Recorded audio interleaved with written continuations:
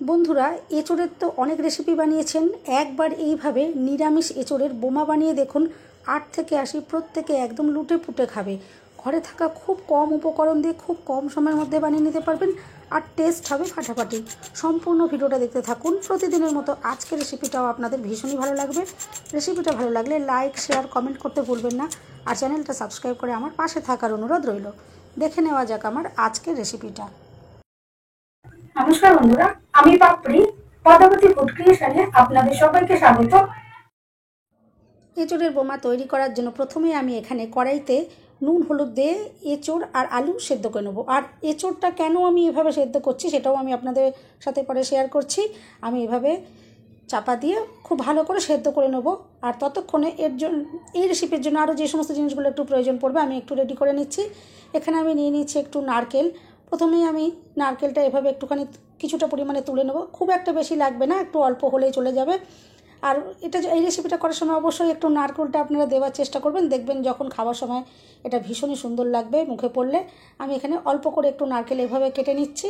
আর কেটে নেওয়ার পরে যে নারকেলের যে পিঠের দিকে যে কালো ছালটা থাকে সেটা আমি একটু ছুরি দিয়ে বাদ দিয়ে দেবো, আর দিয়ে ছোটো ছোটো টুকরো করে কেটে নেব।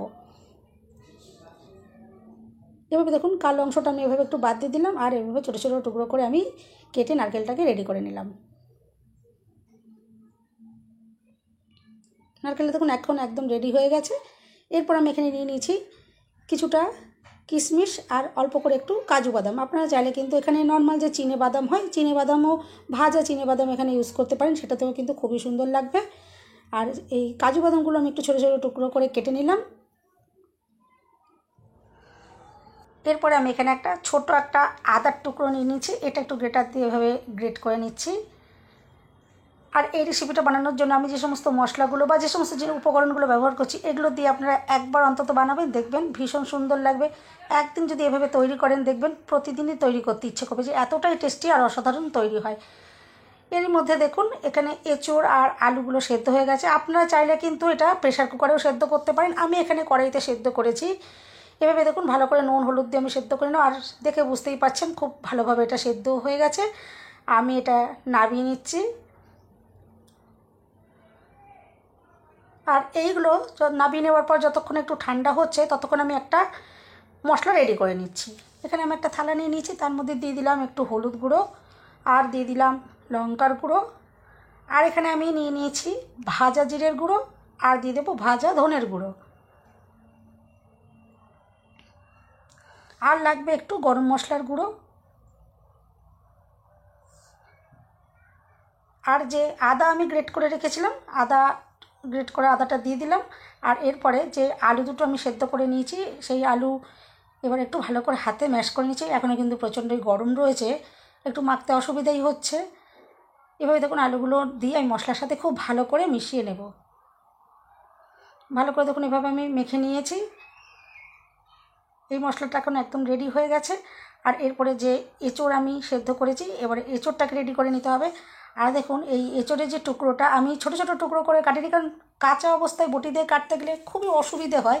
আর এভাবে যদি সেদ্ধ করে নেওয়া হয় দেখুন ভেতরের অংশটা কত ইজিভাবে বাদ দিয়ে দিলাম। আর এই যে পিঠের যে কাটার দিকগুলো রয়েছে এই দিকটাও দেখুন কত সহজেই একটা ছোট্ট এভাবে ছুরি দিয়ে কত সুন্দরভাবে বাদ দিয়ে দেওয়া গেল। কিন্তু যখন কাঁচা অবস্থায় এভাবে কাটতে গেলে খুবই অসুবিধে হয়, সেই কারণে দেখুন আমি একটু এভাবে সেদ্ধ করে নিয়েছি, এতে কাটতে খুবই সুবিধে হলো। এভাবে দেখুন আমি যে অংশগুলো বাদ দেওয়া থাকে এই পিঠের অংশটা আর ওপরের দিকে যে অংশটা বাদ দেওয়া থাকে বাদ দিয়ে দিলাম। এরপর আমি একটু হাতে খুব ভালো করে মেখে নেব।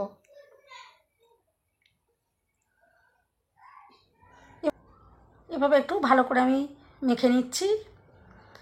আর সুন্দরভাবে নরম হয়ে গেছে, মাখতে কিন্তু একদমই অসুবিধা লাগবে না। আমি এটা ভালো করে মেখে নেব।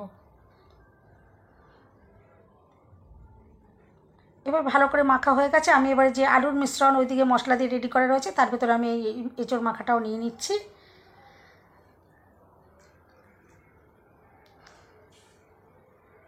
আর এরপরে এখানে আমি দিয়ে দেব যে নারকেল কুচি করে রেখেছিলাম সেটা দিয়ে দিলাম, কিশমিশগুলো দিয়ে দিলাম, আর দিয়ে দিচ্ছি কাজু বাদাম।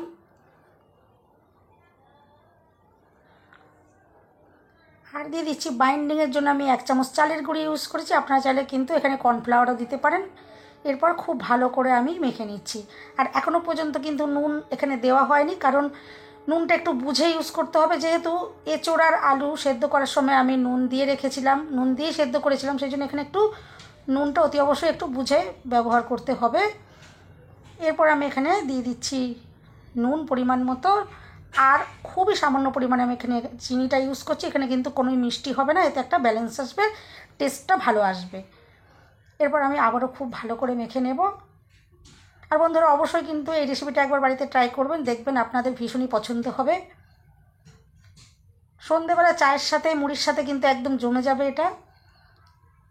আর এভাবে ভালো করে মেখে নেওয়ার পর আমি একটু হাতটা ভালো করে ধুয়ে নেব, আর এরপর হাতে একটু আমি তেল লাগিয়ে নিয়েছি, আর এরপরে বোমাগুলো আমি তৈরি করে নেব।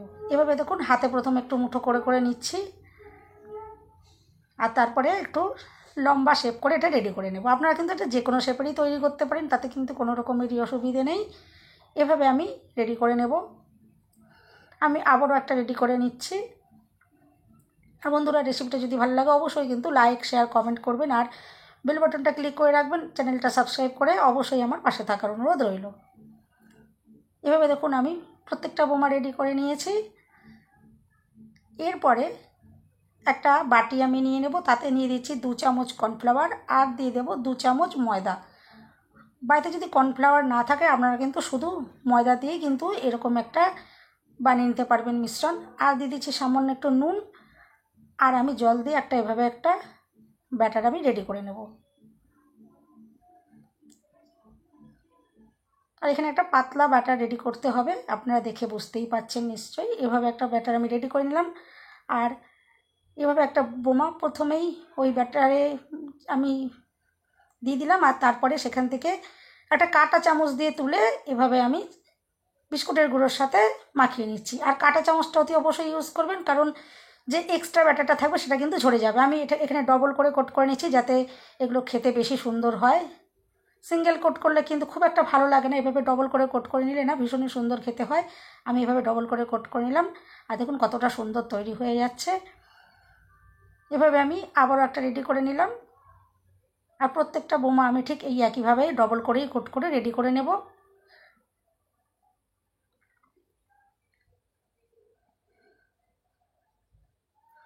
এভাবে আমি সমস্ত বোমাগুলোকে ঠিক একইভাবে করে রেডি করে নিয়ে তারপর ফিরছি।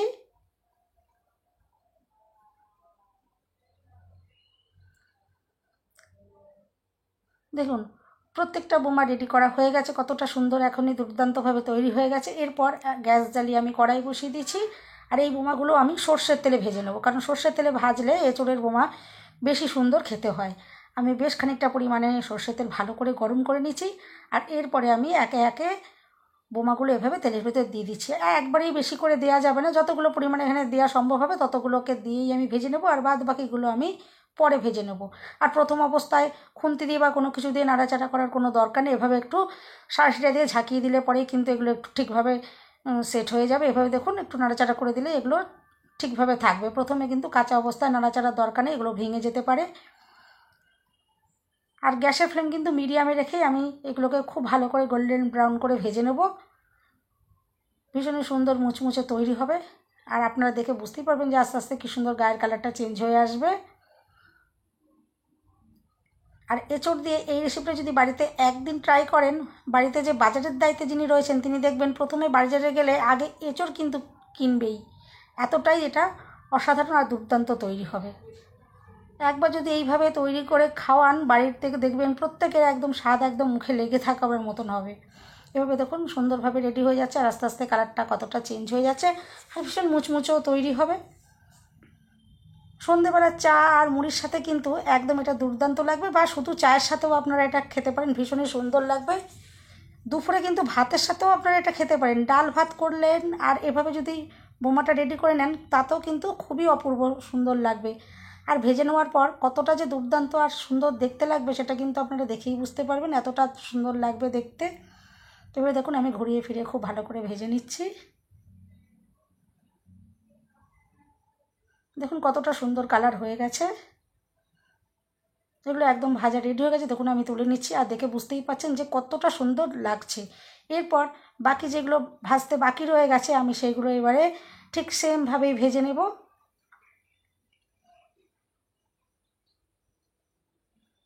আমি আবারও যেগুলো বাকি রয়ে গেলো কড়াইতে দিয়ে দিলাম, আর ঠিক একইভাবে ভেজে তুলে নেবো। দেখুন সমস্ত বোমাগুলো ভেজে রেডি করে নিয়েছি আর একদম রেডি হয়ে গেছে এগুলো। আমি এখানে টমেটো সসের সাথে পরিবেশন করেছি, ভীষণই সুন্দর লাগবে। অবশ্যই আপনারা বাড়িতে একবার এভাবে ট্রাই করবেন, দেখবেন ভীষণই ভালো লাগবে।